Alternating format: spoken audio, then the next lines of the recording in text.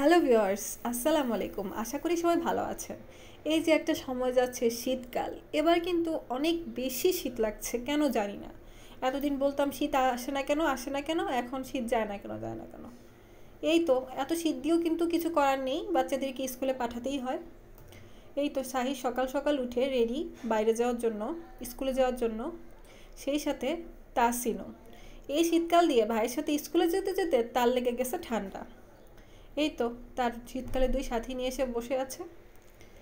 তার তো ঠান্ডা লাগছেই, সে ছোটো মানুষ। আর সাহি সকালবেলা স্কুলে যাওয়ার সময় বাতাসটা লেগে তার সর্দি কাশি আবার শুরু হয়ে গেছে। তার আবার শীতকাল লাগে না, শীত গরম সবসময় সর্দি কাশি তার প্রায় লেগে থাকে। সেজন্য তার ডাক্তার বলছে যখনই সর্দি কাশি ঠান্ডা থাকবে তখনই নেবুলাইজ করতে। এই তো নেবুলাইজ করার পর কেউ বলবে তাদের শরীর খারাপ আবার শুরু করছে ইচ্ছা মতন। কিন্তু বাচ্চারা যদি শরীর খারাপ হলো একটু খেলাধুলা করে তখন একটু শান্তি লাগে, মনে হয় না যে বাচ্চারা একটু খুশি আছে, তাদেরকে খুশি দেখতেই ভালো লাগে।